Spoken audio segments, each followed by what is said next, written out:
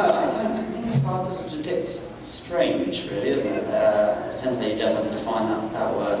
I've had lots of, I was saying this yesterday, and it does seem to be the case, there's lots of, not Harry Potter chat-up lines, but Harry Potter innuendo lines, in which you can use the phrases of broomsticks and wands and golden snitches in a way which it really should never have performed in that way. So I've had lots of middle-aged ladies asked to see my wand in return for a golden snitch. So there's been some bizarre ones. I don't want to get into too much detail in regards to the exact phrases they used, but needless to say, they were most suggestive. So yeah, that's pretty strange. I'm really get used to that. Thank you. Hi, I've got a bit more of a technical question. Oh God, all right. At the end of the last film, at the end of the final battle, Draco and his parents walk away. Yes. Whereas in the book, they went back into the Great Hall, and it was kind of implied that yes. they kind of were rejoining the society of everyone else. Yes. And I was wondering if you knew why they made that choice and what you felt about it. Sure. I mean, it's always an impossible task. It's different. I mean, the reason why we split the last book into two films was so we could stay as true as we wanted to the original text. It does still present difficulties. It's almost impossible to actually, not only for a screenwriter to actually translate it from page to screenplay.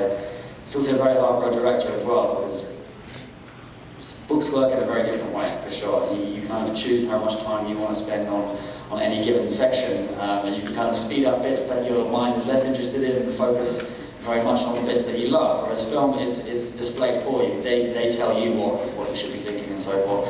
And actually in the last film it's very interesting because David Yates had only shot various different, I used the phrase alternate endings once, and they were like, what? Alternate endings to the book? No, not alternate endings, but differences. Ones in which Draco and Narcissa went to the Great Hall and Lucius stayed outside and kind of got trampled on, and we saw him come to his demise. And various other bits and pieces as well, with Harry and wands, and how certain wands ended up in certain people's hands. It was a very challenging task for David Yates, the director, I think, to not only stay as true as he wanted to, but also make the most entertaining, action-packed film. It's very tough because there's so much good material. I know a lot of people have said, oh, you didn't spend long enough on this bit, or watching one of the Weasley brothers die, or various other different sections, and again, watching them always sort of just skulk off into obscurity, rather than, as the book says, into the Great Hall. I mean, they're all choices that are obviously out of our hands. We don't really have any control over that, but I completely trust the director and the producer's decision to do that. That must have been a good one for it. So yeah, it didn't bother me. Thank you. Thank you. Hi Tom. So I was wondering what your favorite American phrase was, and if you could do it for us in American accent. Favorite American phrase. Oh, phrase. That's a tough one. There's so many. You guys have got some classics, really. Booyah, indeed. I said that once on, I don't know what show it was, MTV or something, and that's more requested than Potter now, so there's not. I'm a big fan of arson, because that's pretty much all Chris Columbus ever said on the very first two films, and he directed the first two films, and he would, after every take, just go, awesome. So he knew we were doing good things when he said that, so yeah, that's one of them for sure.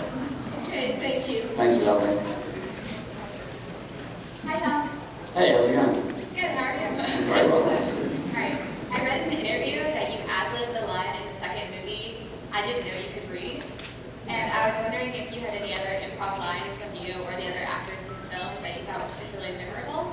Yeah, it's true. I forget exact how that happened now. It definitely wasn't in the script. It was something that either Chris Columbus suggested or I did. Well, I'm slightly hazy on the stories. People have told me it was me, and I never got a chance to ask Chris, but it was a very cool line. And as far as I know, that was the only time ever in the entire franchise where we ever said, let's add in a line, or we can can actually play with the script a little bit. It was obviously we were very keen not to deviate from what the script was, because there was a reason why every line was chosen. But I was very grateful for that. I thought it was a very cool line, and it showed Draco to be a bit of a smart ass early on. So, yeah, I enjoyed it. Again, I forget the exact story, but it definitely wasn't in the script. Thank you, lovely. Hi, Tom. Hey. If you could have any object from the wizarding world that would work in the Muggle world, what would it be? Money question. Can I ask the same to you? Probably a time turner. Good call. Good call. That's a good one, isn't it? You know, there's no arguing with that. I was just going to jump straight on the broomstick and just be like, yeah, and this would be pretty cool. Yeah, I hate traffic. They're very green. Fuel emissions are exceptionally low, and then just yeah. I suppose the obvious answer, I would love a time turner, because I'm a mischievous soul, is the invisibility cloak. Enough said.